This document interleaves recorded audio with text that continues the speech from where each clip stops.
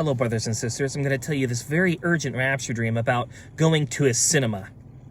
Today is December 3rd, Heshvan 29. Dream. I was waiting for a movie to start. I'd been standing in line all day. This man walked up. He was a famous music producer and part of the movie. I'd spent a lot to see the premiere before anyone else. In fact, I'd become homeless, and I had spent the rest of my money I had left to enjoy at least one last thing. I told the man I had a remix of one of his songs and asked if he'd like to hear it. He said, "I don't know you, I don't like your music." He walked into the cinema while I stood outside. The bouncer, who was the concessions man, told me, "Leave the man alone, no one wants to listen to your mixtape." The movies opened the building doors, then I walked in first in line and gave them a piece of paper. It was a divorce paper, and I demanded a refund for the money for the way I was treated. Since the movie didn't start yet, I could get my life savings back. He said he had to serve everyone else before the movie started, but he begrudgingly accepted. I looked over. There was a gray car movie snack box that held popcorn and a slot for candy. I went over and sat at a table drawing some pictures. The guy came over and said, "Hey, I actually looked you up on YouTube and your stuff is actually great. I know how much you spent, but we don't have enough money in the tills to properly refund you, so I gave you some gold coins. I think it's $168.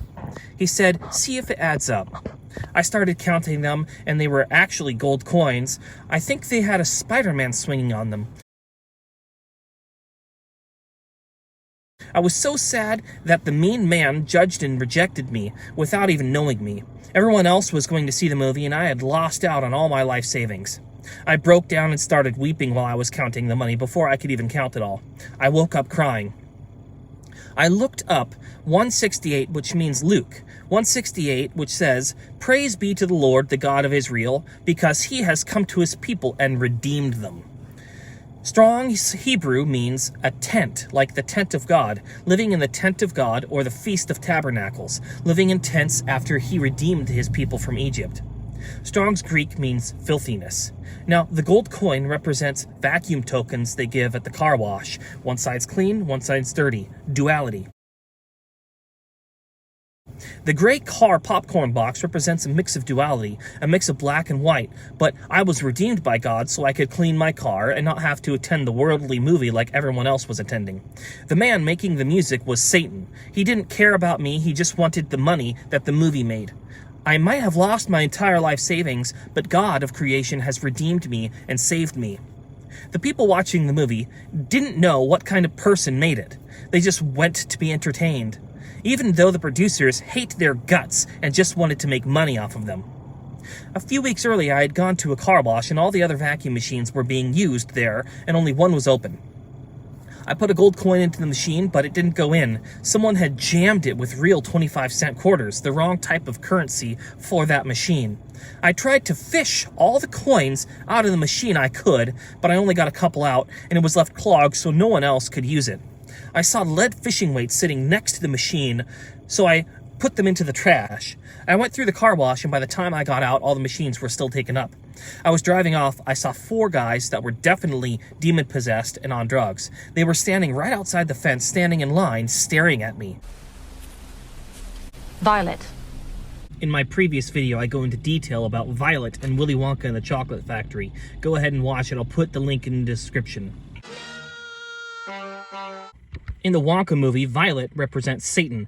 They were literally out of their minds and completely infested. One of their faces literally looked like this. It was as if they were trying to curse me from being able to clean the car, my life. The jammed machine represents Satan blocking us from God. Me fishing out the quarters represents Jesus fishing people out of the world, and the lead weights represent Satan trying to weigh down the fish lower into his unholy ocean, like a millstone placed around someone's neck. In my previous video, I detailed how iPetGoat 2 knows things that will happen or manifest in the future. I'll play that clip right now. How can they know the future?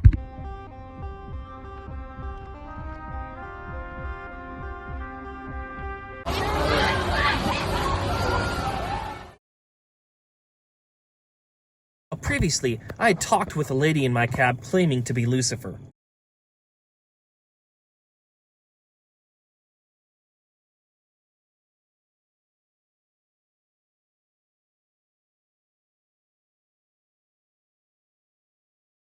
She said that everyone has a twin or an antithesis of themselves in the world, just like the movie Us. In the movie Us, there's clones of humans living underground. They only eat rabbits as food, raw. They copy what the people above them do. They decide to try and attack and influence the people above by killing them so they could be set free. It's probably the neighbors. But y'all scared of a family? Hi, can I help you? Zora, put your shoes on. If you want to get crazy, we can get crazy. I just saw a car with the Jesus with the ball cap on. That guy had a baseball bat. And Jurassic Liars connects the baseball to the Antichrist. Mound is because it's going to come into the picture in a minute. Because there was a pitcher, and you know, pitchers, they stand on a mound, who played for the Anaheim Angels. And his number was 45.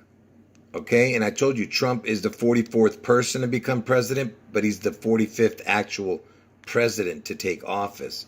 And he's an angel, fallen angel, because he died.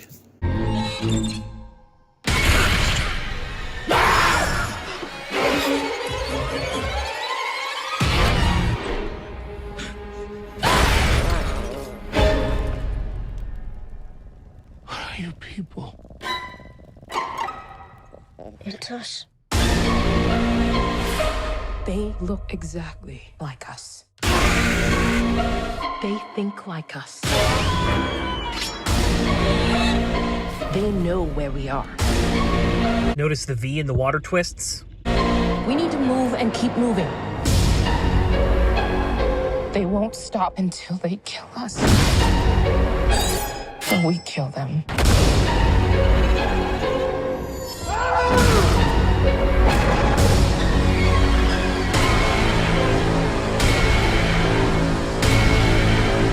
Be careful.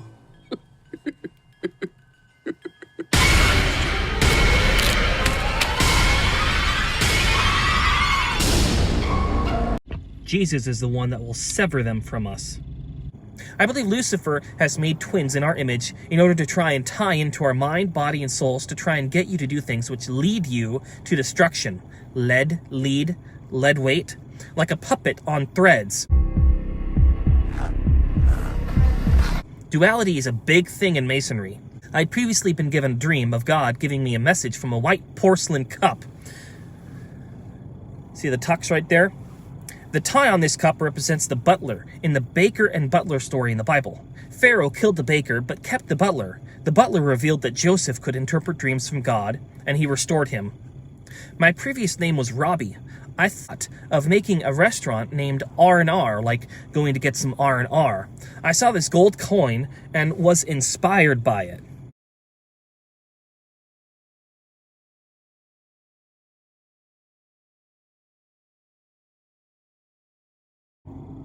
So that directly ties to the picture of the man wearing the R&R in his shirt, with the roots permeating each other sitting in a restaurant.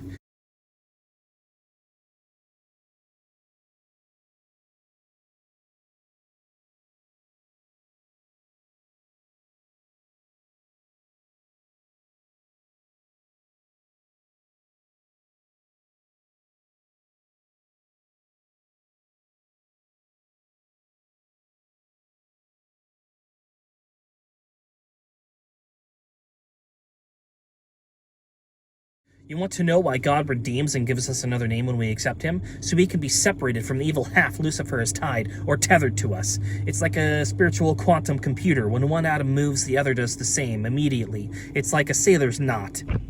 In that movie Us, you notice the kid, he has a tux on. And then on below, he has checkerboard pants, which represents masonry and duality.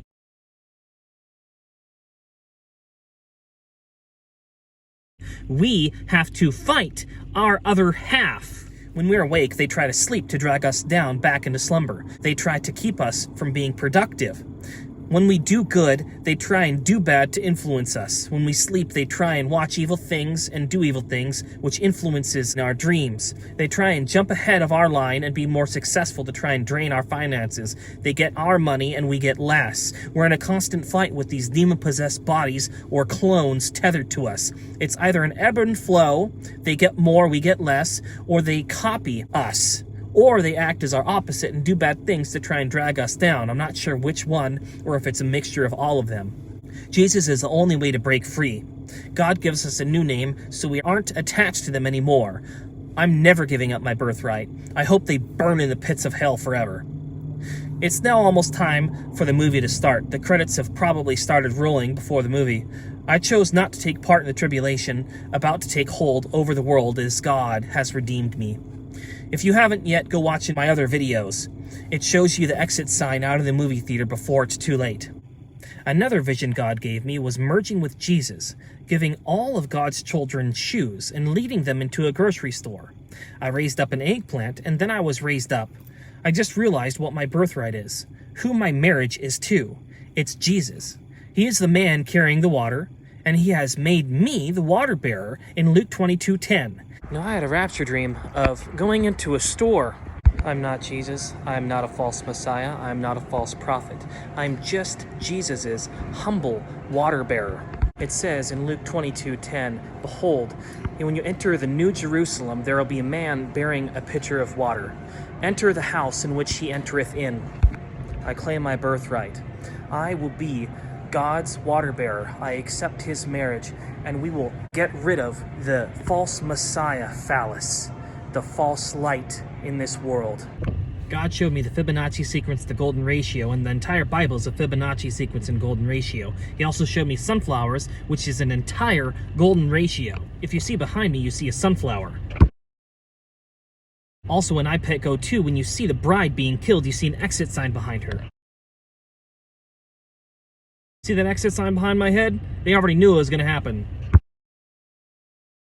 Just like they knew the Notre Dame collapse was going to happen. I pray you listen to this message. Amen, God bless, and take care.